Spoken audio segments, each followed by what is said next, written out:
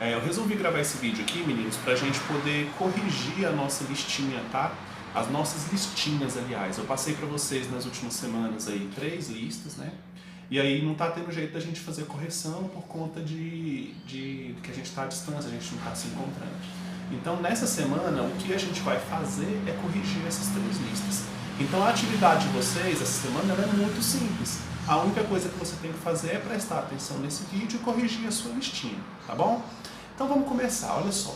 O que você vai fazer agora? Você vai pausar esse vídeo, você vai lá pegar o seu caderno e você vai localizar lá no seu caderno a primeira listinha que a gente resolveu, a primeira lista que eu mandei para vocês, tá? Que é uma listinha que fala sobre as bactérias, tá bom? E aí você já fez essa lista, você já fotografou, você já me enviou lá no Messenger. Então você vai pegar seu caderno agora e corrigir, olha o que você respondeu nessa sua listinha, tá bom? E as perguntinhas são muito simples, ó. A questão número 1 dessa lista, né, dessa listinha de bactérias, pergunta assim, ó: onde as bactérias vivem? Onde as bactérias vivem, galera? Vivem em qualquer lugar. Então, se você pegou o seu caderno aí e escreveu qualquer lugar, você acertou, né? Você encontra bactérias em todos os lugares. Então, ó, a gente tem esporos de bactéria que está suspenso no ar. Num lugar que você pegar, na sua cadeira, na sua mesa aí da sua casa, no seu corpo, na sua pele, dentro da sua boca, dentro do seu nariz, dentro do seu estômago, inclusive, por exemplo, gastrite é uma bactéria que é provocada por uma bactéria que se aloja no nosso estômago, né? Tem bactéria que ocorre dentro de vulcão, tem bactérias em cima das plantas, tem bactéria associada com raiz de planta, tem bactéria em todo lugar que você possa imaginar, tá? Em todos os ambientes. Então a resposta dessa primeira perguntinha aí, ela é muito simples, né? Então qualquer coisa que você tenha respondido no sentido de exemplificar que a bactéria ocorre em todos os ambientes, em todos os lugares, está certa a sua resolução, tá bom? A questão número 2, todas as bactérias provocam doenças? E eu pedi para você justificar. A resposta correta é não.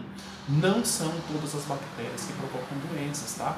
A gente tem bactérias que provocam doenças, são bactérias que a gente chama de parasitas, né? Então a gente tem várias: leptospirose, tuberculose, várias doenças que são provocadas por bactérias, né? Bom, tétano também é provocado por bactérias, tá? Tem bactérias que provocam doenças não na gente, mas nos animais. Tem bactéria que provoca doença não na gente, mas nas plantas, tá? Então existem várias bactérias que provocam doenças, mas são todas? Não.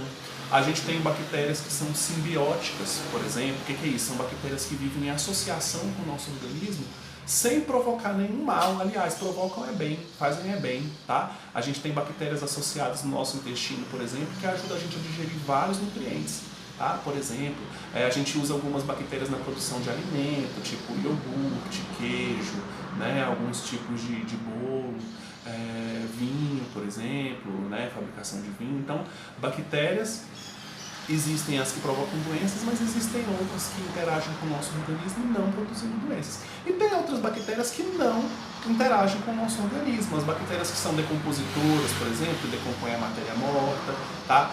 Tem bactéria que tem vida livre, que não interfere em nada na nossa vida, tá bom? Então não são todas as bactérias que provocam doenças, tá ok?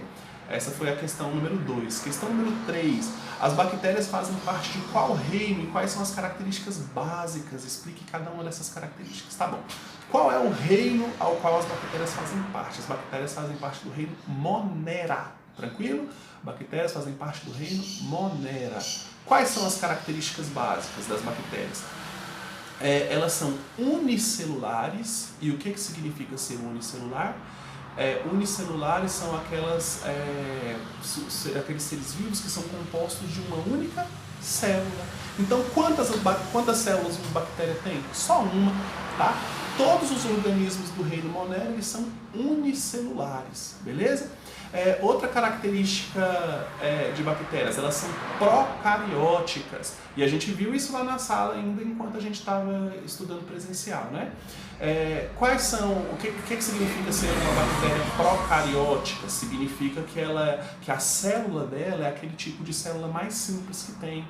É aquela célula que não possui um núcleo delimitado.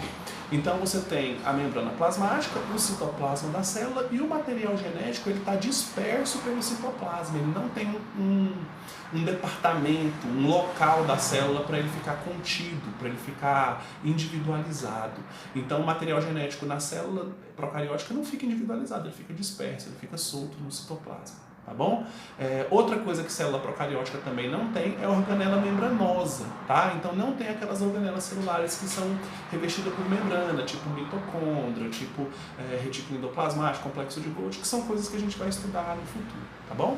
Então é isso, unicelular procariótico, beleza? Questão número 4. Desenhe uma bactéria e aponte suas partes. Isso aí não vou desenhar aqui no vídeo para vocês, até porque meu desenho é muito feio, vocês sabem disso, tá? Mas eu vou pôr uma imagem na edição do vídeo para vocês verem mais ou menos o que vocês tinham que desenhar, tá bom? Quais são as possíveis formas de bactéria? Descreva e desenhe cada forma. Então, quais são as formas das bactérias? A gente tem a bactéria de formato redondinho, que a gente chama de bactéria do tipo Coccus. A gente tem bactéria em forma de vírgula, que a gente chama de vibrião. A gente tem bactéria em forma de bastão, que a gente chama de bacilo, né? E a gente tem bactérias em forma de espiral, que a gente chama de espirilo, tá ok? Então, essas são as formas básicas da bactéria, é o que você tinha que ter desenhado e explicado cada formatinho desse. Tá certo, meninos? Essa foi a primeira lista. Bom, galerinha, aí vem a segunda listinha, né? Que é uma listinha que eu pedi para você fazer uma tabela com várias doenças virais aí e dizer os sintomas, prevenção, como é que pega e profilaxia e tal, né? Bom, e é esse momento aqui que eu me arrependo de passar certos exercícios porque é ruim de copiar, de corrigir, né? E aí eu me lembro da minha preguiça monstruosa de corrigir exercício. Mas como vocês fizeram, eu vou corrigir, né? Eu vou fazer esse esforcinho. Só que eu vou falar das doenças aqui, dar a respostinha, mas não é na mesma ordem, tá?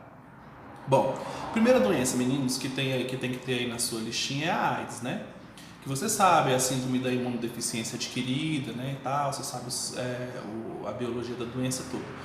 E aí o exercício te pede para falar como é que pega e como é que previne os sintomas, né? Como é que pega HIV? Ou com contato consanguíneo ou com relação sexual, né? Relação sexual de todo tipo, vaginal, anal, né? Enfim, contato consanguíneo é qualquer forma de colocar o sangue de uma pessoa em contato com o sangue da outra.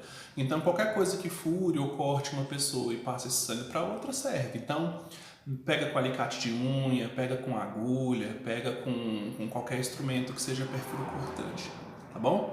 A AIDS, né? Aí tem uma outra virosezinha de natureza sexual, que é o HPV, né? Que é o papilomavírus humano. Ele é um vírus que se instala no útero e que eventualmente ele ele pode induzir o câncer de colo de útero, tá? Como é que pega o HPV? Através de contato principalmente sexual, tá? O HPV é uma doença sexualmente transmissível. Num primeiro momento ela é assintomática, tá? Então é uma doença que não tem sintoma assim muito claro. Até surge verruga, lesão lá no interior do colo do útero, mas enfim, a pessoa não consegue perceber. Quando consegue perceber, já é naquele exame do Papa Nicolau, que é importante fazer para quê? Para a pessoa compreender que tem a doença e cuidar para não dar câncer de colo de útero, né? Qual que é a forma de prevenção do HPV? Basicamente, utilização de camisinha, né? E pronto, né? Utilização de camisinha.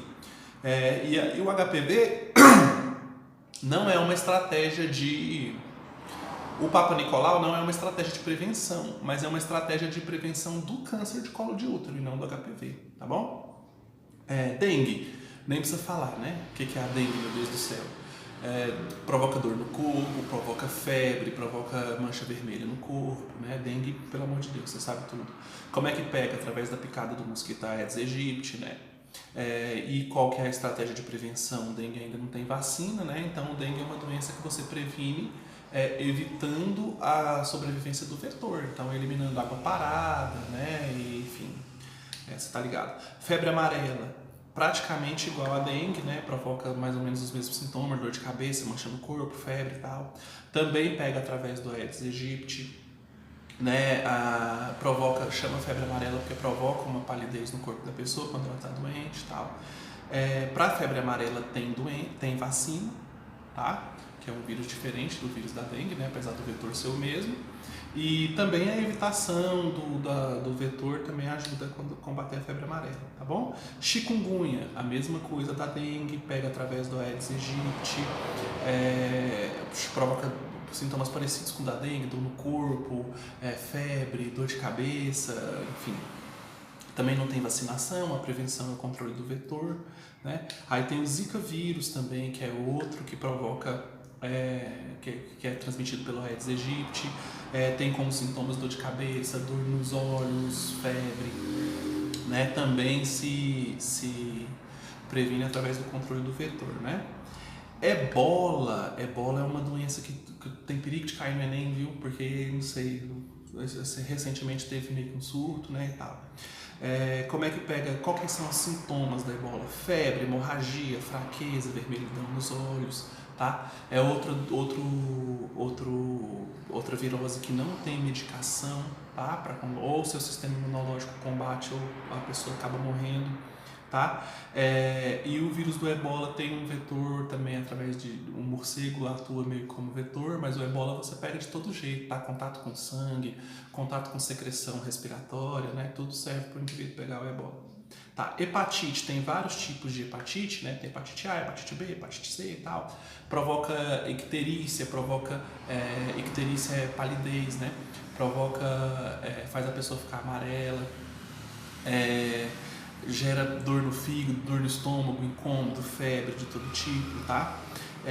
Então você tem, cada tipo de hepatite pega de um jeito. Aí tem hepatite que é pego através de contato com fezes contaminado, então água suja, comida contaminada. Tem tipos de hepatite também que pega com secreção respiratória, tá? Gripe, não é possível que você não sabe sintoma de gripe, né? Febre, dor no corpo, dor atrás dos olhos, moleza, fraqueza e tal. Como é que pega gripe? Através de contato com secreção respiratória, saliva, né? Como é que previne gripe? A principal forma é a vacinação, né? E aí a gente tem algumas DSTs virais também, né? Por exemplo, tem alguns tipos de hepatite também que se pega através de contato sexual. Tranquilo?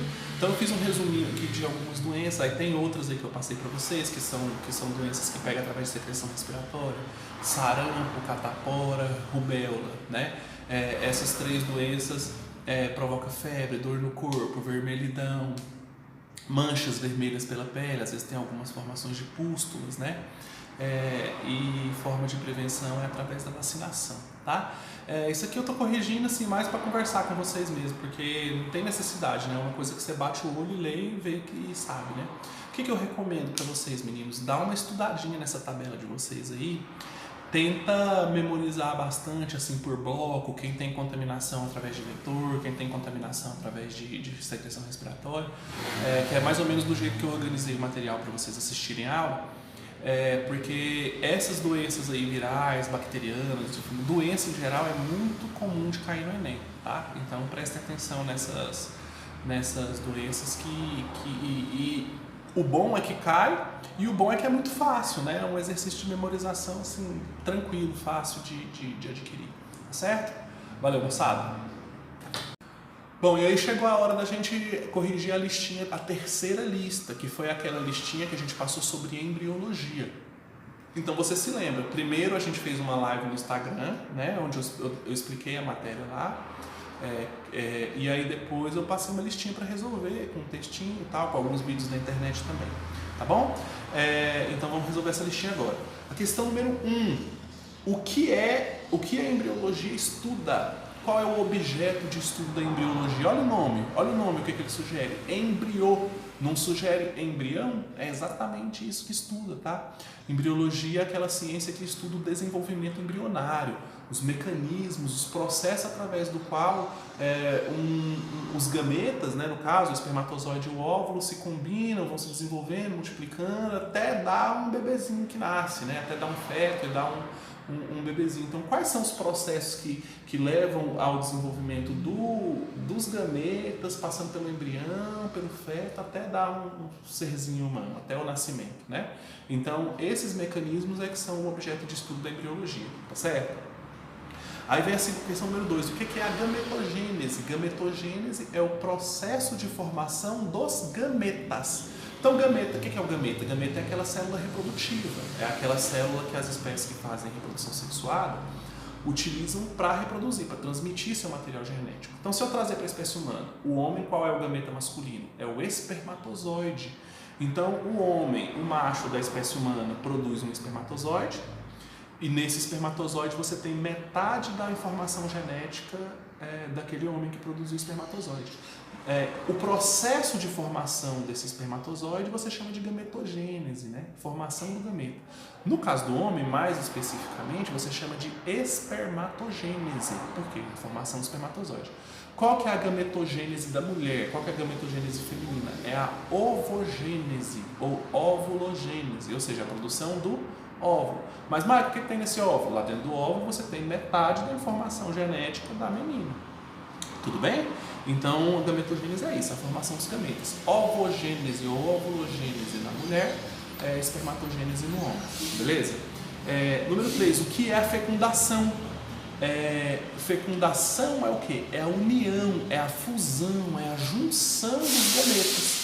Masculino e feminino, espermatozoide e óvulo. Então, fecundação é o nome que você dá para a união desses gametas, para a fusão. Tá beleza? Essa é a questãozinha número 3. Questão número 4. Liste as etapas do desenvolvimento embrionário e descreva-as. Então, olha só. Essa é a única questão que tem alguma dificuldade. Né? Vamos falar sério, as outras estavam muito fáceis. Tá. Qual que é a primeira etapa do desenvolvimento embrionário? É a fecundação que eu acabei de explicar. Não é isso? Fez a fecundação vai originar uma única célula, que a gente chama de zigoto. Esse zigoto vai sofrer uma série de clivagens, que é uma divisão celular que gera células cada vez menores, então a célula vai ficar cheinha de um monte, essa uma única célula vai se dividir várias vezes e vai formar uma massa celular, um amontoado de células, que a gente chama de mórula. Vai começar, então essa é uma etapa, né? A etapa da mórula. Aí a mórula vai começar a encher de líquido por dentro, né? Aí vai formar uma cavidade. Essa cavidade a gente chama de blastocele. Então, quando a blastocele estiver formada, você vai chamar esse embrião de blástula. Aí a blástula vai sofrer um dobramento. Nesse dobramento, você vai formar uma outra cavidade dentro do embrião. E você vai formar um orifício de entrada dessa cavidade que acabou de se formar. Esse orifício de entrada a gente chama de blastóporo, né? E essa segunda cavidade a gente chama de arquêntero. Então, quando isso acontecer, você vai chamar isso de gástrula. Depois vai se formar um tubinho embrionário, um tubinho nervoso. Aí você vai chamar ele de neurula, tá? O embrião, não é uma outra etapa, a etapa da neurula. E depois da neurula, esse embrião vai entrar num mecanismo que a gente chama de organogênese, que aí você viu lá que tem 3 folhetos embrionários, cada folheto vai gerar uma série de tecidos, né? Se for 3 folhetos, se a gente vai falando de embriologia humana, né? E aí você vai ter 3 tecidos lá, e cada tecido, 3 tecidos embrionários, esses tecidos embrionários vão originar os tecidos adultos, né? E esse processo a gente vai chamar de organogênese. Aí vai vir a fase fetal depois, que você vai chamar embrião de feto. Na fase fetal que você tem um amadurecimento, um crescimento dos órgãos, e aí você tem o nascimento do bebezinho. Tranquilos, meninos? Galera, fica com Deus. Obrigadão aí por ter assistido o vídeo aí, por ter tido essa paciência. Dizer para vocês que eu tô com muita saudade de todo mundo, tô sentindo muita falta de dar aula.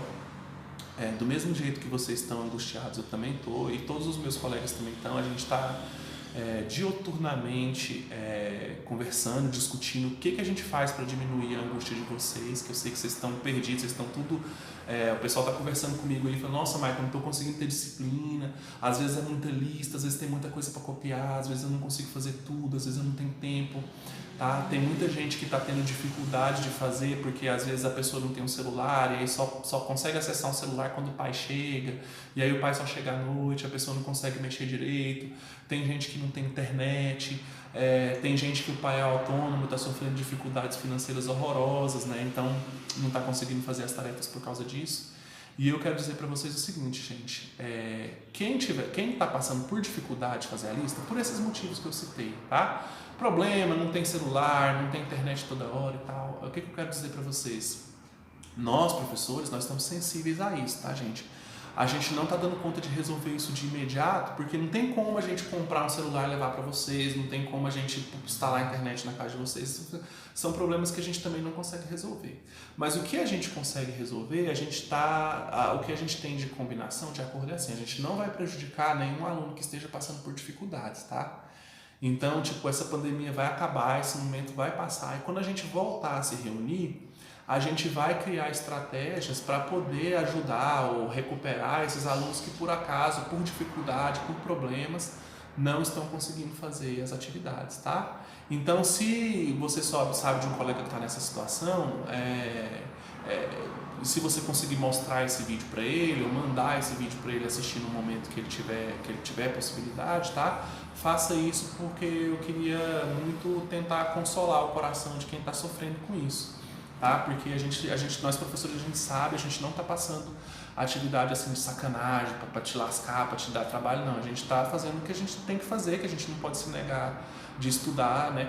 Os playboy estão estudando, então vocês têm que estudar também. Então é nossa obrigação fazer o melhor que a gente puder para vocês poderem ir aprendendo o conteúdo, né? Ainda que a gente saiba que o ambiente não seja o ideal. Então é isso, quem está com dificuldade, fica tranquilo que quando a gente voltar para as aulas presenciais, a gente vai dar um jeito de recuperar. Agora, se você não está com dificuldade financeira, se você tem internet, tem um celular, o que eu quero dizer para você? Faça o melhor que você puder, tá, gente? Não tem como a gente tutelar, não tem como a gente mandar em você, enfim, você está por sua conta, então a sua autonomia está sendo cobrada. Então, tenta dar o seu melhor, tenta fazer as coisas com disciplina, tenta não deixar acumular tarefa, não deixar acumular essas atividades, porque, enfim, de alguma maneira é o que a gente tem para estar fazendo. Então, assim, quando a gente está com uma dificuldade, a gente pega e faz o melhor que a gente pode com o que a gente tem. Esse é o espírito que a gente tem que ter, né? Tá com dificuldade, qual é a melhor coisa, qual é o melhor de você? Faça, tá? Seguindo esse tipo de instrução, a gente acaba conseguindo obter retorno, né? O que a gente planta, fatalmente a gente colhe, não necessariamente no tempo que a gente quer, nem da forma que a gente quer, mas os resultados para quem se esforça costumam ser positivos. Então, assim, recomendo fortemente que vocês que têm condições, que estão dando conta que estão tendo o privilégio, né? De ter internet, de ter celular, de ter um computador para fazer as atividades, dê o seu melhor, tá bom? Galera, fica com Deus, qualquer coisa, fala comigo no Messenger, fala comigo no Instagram, que eu estou à disposição para conversar com vocês, ok? Fica com Deus, tchau, tchau.